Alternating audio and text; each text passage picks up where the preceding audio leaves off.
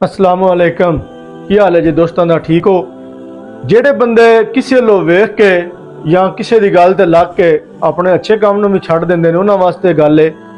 ਇੱਕ ਬੰਦਾ ਹੁੰਦਾ ਬੜਾ ਅੱਛਾ ਬੰਦਾ ਔਰ ਉਹ ਮਦਰਸੇ ਦੇ ਬੱਚਿਆਂ ਨੂੰ ਰਾਸ਼ਨ ਦਿੰਦਾ ਹਰ ਹਫਤੇ ਦੇ ਹਫਤੇ ਜਾਂ ਰੂਟੀਨ ਬਣਾਈ ਹੁੰਦੀ ਮਹੀਨੇ ਦੇ ਮਹੀਨੇ ਬੱਚਿਆਂ ਨੂੰ ਰਾਸ਼ਨ ਪੜਾਉਂਦਾ।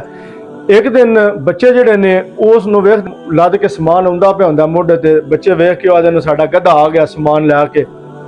ਉਹ ਬੰਦਾ ਸੁਣ ਲੈਂਦਾ ਗੱਲ, ਉਹ ਆਦਾ ਬੱਚਾ ਅੱਗੋਂ ਨਾ ਤੁਸੀਂ ਖਾਦਾ ਮੇਰੇ ਕੋਲ ਸਮਾਨ ਰਾਸ਼ਨ ਲੈ ਕੇ। ਉਹ ਬੰਦਾ ਵਾਪਸ ਟੁਰ ਗਿਆ, ਸਮਾਨ ਦਿੱਤਾ ਉਸ ਦੇ ਦਿਲ ਵਿੱਚ ਗੁੱਸਾ ਸੀ ਕਿ ਬੱਚਾ ਮੈਨੂੰ ਗਧਾ ਆਖਿਆ। ਉਹ 2-4 ਦਿਨ ਗਿਆ ਨਹੀਂ ਜਾਂ ਹਫਤਾ ਨਹੀਂ ਗਿਆ ਔਰ ਉਸ ਨੂੰ ख्वाब ਦੇ ਵਿੱਚ ਰਾਤੀ ਸੁੱਤੇ ਆ ਖਿਆਲ ਆਇਆ, ख्वाब आई है कि ਜਿਹੜੇ ਬੱਚੇ ਨੇ ਉਹ ਵੀ ਔਰ ਉਹ ਬੰਦਾ ਵੀ ਜੰਨਤ ਦੇ ਵਿੱਚ ਜਾ ਰਹੇ ਨੇ।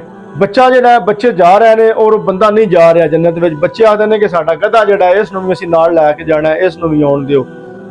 ਉਹ ਜਿਹੜੇ ਫਰਿਸ਼ਤੇ ਨੇ ਉਹ ਜੰਨਤ ਵਾਲੇ ਉਸ ਬੰਦੇ ਨੂੰ ਨਹੀਂ ਜਾਣ ਦਿੰਦੇ ਪਿਆ।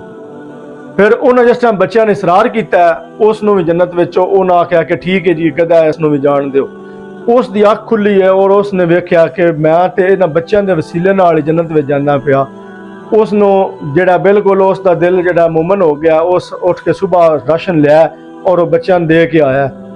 ਜਿਹੜੇ ਤੁਸੀਂ ਅੱਛੇ ਕੰਮ ਪਾ ਕਰਦੇ ਹੋ ਕਦੀ ਵੀ ਨਾ ਕਿਸੇ ਦੀ ਗੱਲ ਤੇ ਲੱਗ ਕੇ ਛੱਡੋ ਉਹਨਾਂ ਨੂੰ, ਚਾਹੇ ਉਹ ਕੋਈ ਅੱਛਾ ਬੰਦਾ ਜਾਂ ਜੋ ਵੀ ਮਾਮਲਾਤ ਨੇ। ਉਹ ਰਮਜ਼ਾਨ ਸ਼ਰੀਫ ਆ ਗਿਆ, ਕੋਸ਼ਿਸ਼ ਕਰੋ ਕਿ ਜਿਹੜੇ ਮਦਰਸੇ ਦੇ ਬੱਚੇ ਨੇ ਉਹਨਾਂ ਨਾਲ ਵੀ ਔਰ ਜਿਹੜਾ ਉਂਝ ਤੁਸੀਂ ਅੱਛਾਈ ਦੇ ਕੰਮ ਪਾ ਕਰਦੇ ਹੋ, ਕਿਸੇ ਗਰੀਬ ਮਸਕੀਨ ਦੀ ਮਦਦ ਪਾ ਕਰਦੇ ਹੋ, ਉਹ ਬਿਲਕੁਲ ਲਾਜ਼ਮੀ ਕਰੋ। ਕਿਸੇ ਦੀਆਂ ਗੱਲਾਂ ਦੇ ਲੱਗ ਕੇ ਅੱਛਾਈ ਛੱਡਣੀ ਬੜੀ ਮਾੜੀ ਗੱਲ ਹੁੰਦੀ ਹੈ ਵੀ।